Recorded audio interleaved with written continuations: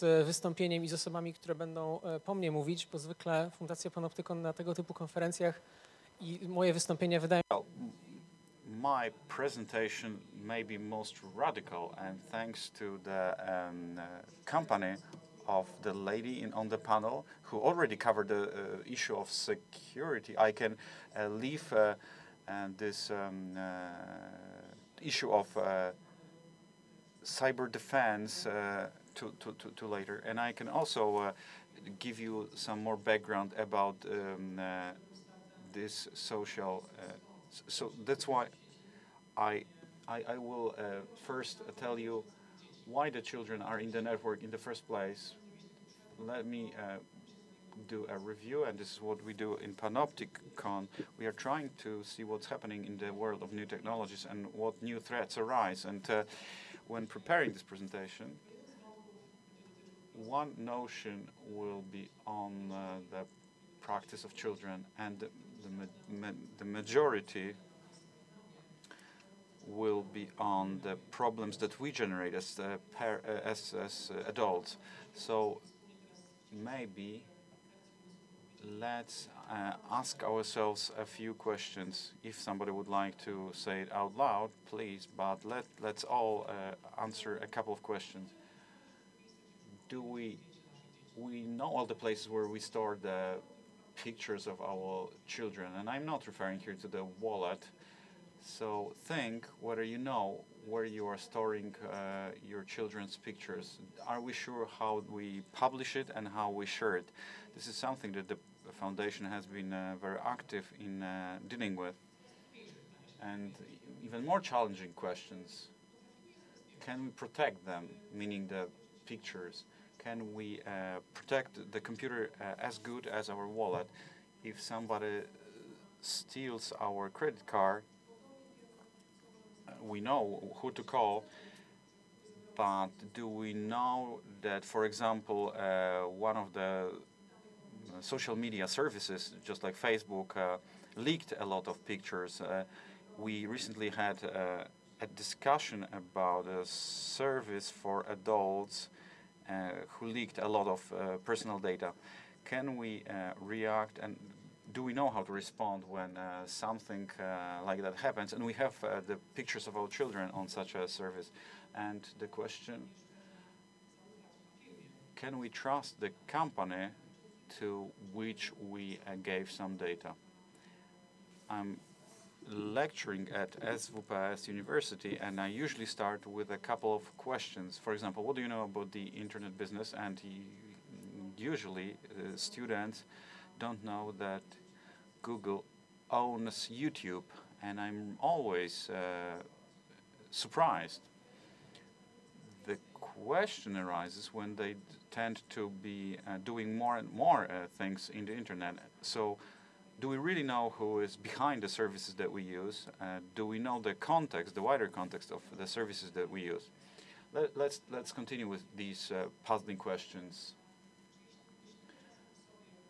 Do we sometimes think about ourselves as those to whom the internet advertising is directed?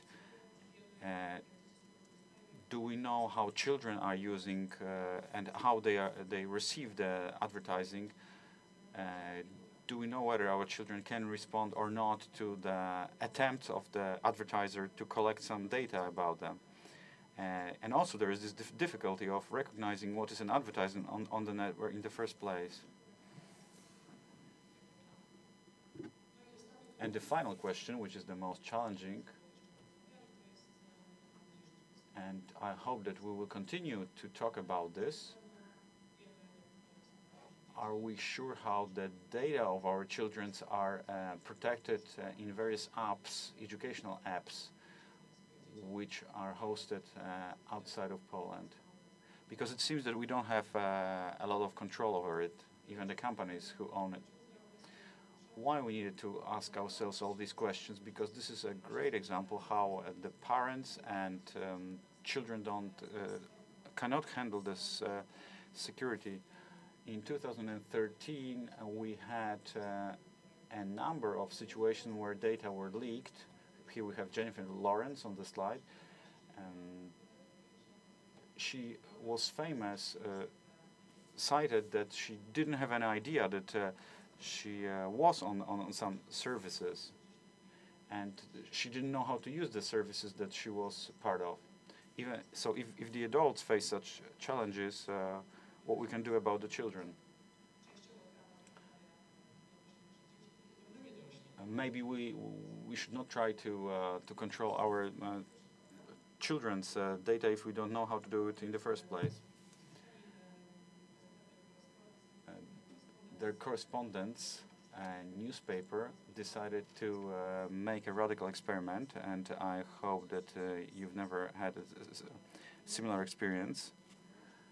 The pictures published by Flickr, and thanks to the privacy policy, they were able to take some other children's pictures and put on the marks. This is a popular service because it's very controversial, and not many pictures were removed. Not many children, not many parents realized that such a situation happened. What is this problem all about? It seems that parents and teachers are more optimistic towards new technologies, especially when we carry out such great programs like digital school. So we have a great conflict between over-optimistic attitude and a necessity of living among digital technologies. And it seems that the boundary between the virtual world and the reality is really disappearing.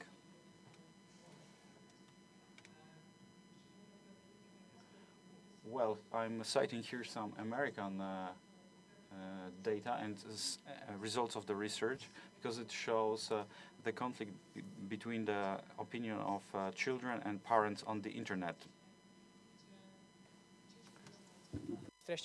There is a very interesting quotation. I was not able to find it for the use of this presentation, but it is about children asking for the right to remove certain contents that their parents have published.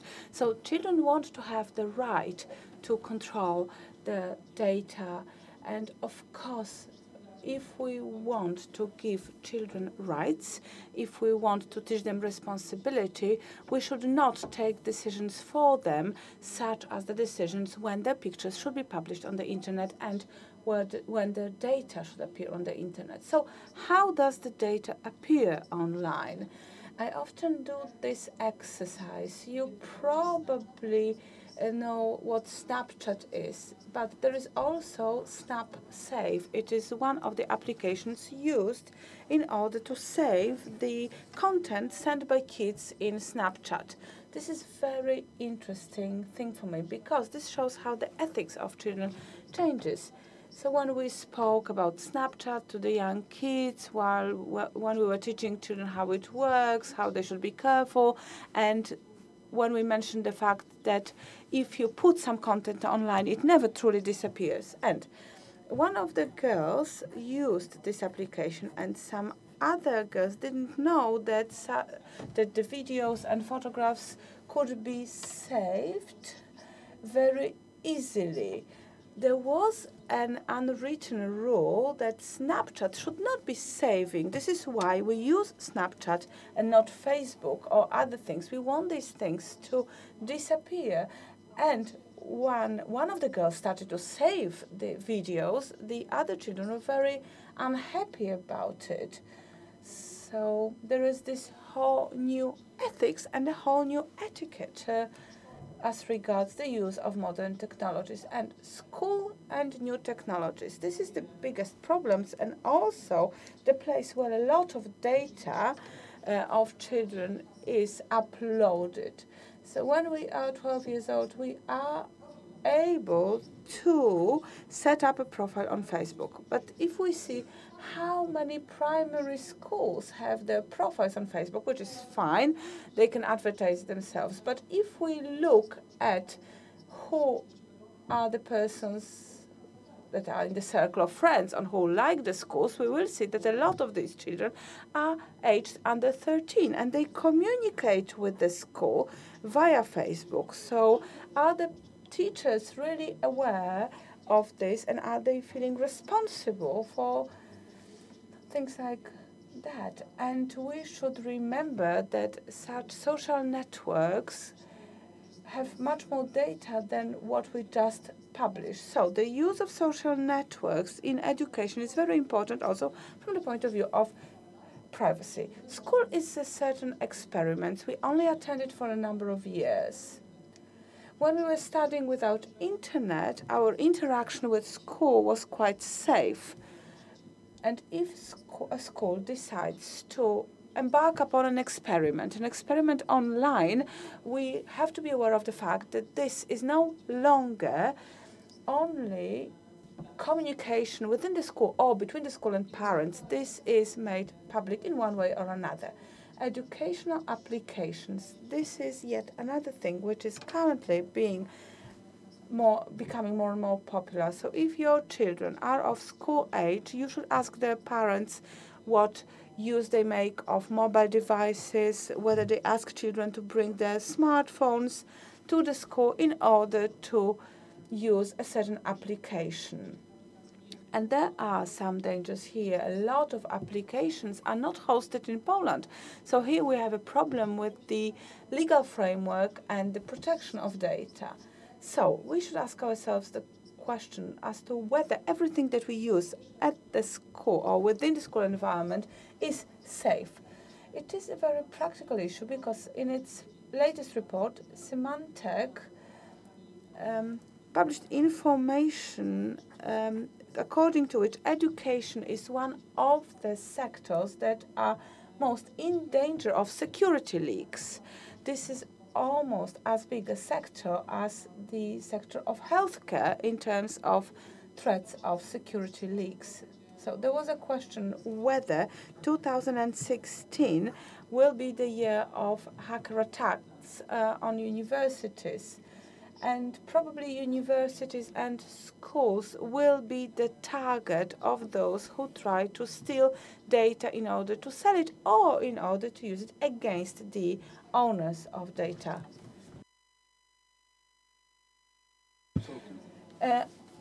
Education magazine published in the United States interviewed a number of users. I did mention Facebook before, but if we consider any given educational application, we can see that very few educational services, Khan Academy, which is very popular also in Poland, is coding the data that is being sent to the servers. So it is very rare for the educational application to have a warning saying that this is data of children.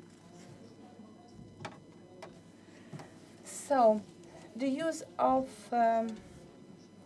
other applications apart from social networks. An example that I found thanks to my colleague. This is an application that we should be careful about. So this is an application that requires a Facebook account in order to use it. So what I like about it is that it is an application that can be used by a teacher in a classroom. If we can look at it, this is just the first page, and we have just one sentence saying that their privacy policy means that they are the only users of the data.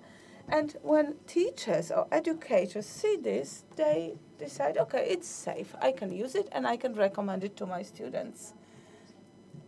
Well, but they should dedicate 5 extra seconds in order to consider whether this is really safe. So talk to your friends, talk to teachers, and ask them whether they actually read the information about the privacy policy, because they are responsible not only for their data but also for the data of the students. And another thing which is very recent, data on how we learn, on the cognitive process. So Khan Academy, which is so popular in Poland, is also studying this phenomena. It helps us to manage our tasks better. It helps us to manage the teaching process and the learning process better. In theory, it's very good because we can personalize the learning process, the educational process. However, this is sensitive data, because if I'm not good or I'm not able to learn mathematics and I haven't been able for 10 years, maybe no problem for my future employer, but for some other employer, it may be a problem. There could be also more detailed information. For example, a potential employer might find out whether it takes me 5 minutes or 15 minutes to do a certain task. So the very fact that such data can be purchased on the market is a reason for concern. We're not sure whether it's good or bad. There are companies that trade in information about students and pupils, which makes it possible for universities to set up certain alerts. Teachers are notified when children achieve certain results, but also they are notified if children find new interests, new hobbies, new fascinations. It may be helpful because teachers may decide, for example, that based on these new interests, children should focus on other subjects, but they can also be dangerous. Okay, here is the quotation I was looking for. This is an analysis performed by Khan Academy and Fordham University. And Khan Academy enables third parties to gather unlimited information. And they say that they have no responsibility. They disclaim any responsibility for this. So it is irresponsible on our part if we want to use such solutions in schools. So very briefly, a lot of data about us, both adults and children, originates from our smartphones.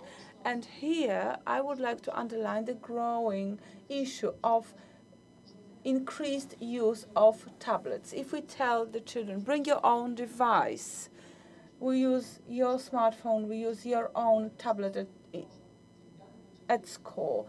But we have to realize that more data will be generated. This data will be used and shared in school. So we have to remember that children should look at their smartphone and consider it not just a sort of toy or tool for communication, but also something that can cause some danger or threats. So we teach children to be careful, but we do not correct the errors. We do not fill in the gaps in terms of security. And this is something that we should talk about, how to change the environment.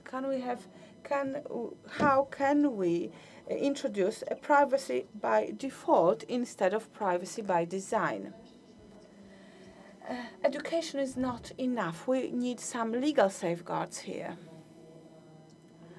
And here we can talk about the United States versus Europe. We have this whole debate about the personal data protection, and we should take part in this debate. To what extent Polish laws should talk about personal data protection when we use American applications, and most applications that you and your pupils will use are and will be American. If you want to find out more about this, I do encourage you to visit our website and to get in touch with us. I hope that you will be more interested, and I hope that the questions that I posed will find their answers also during subsequent presentations.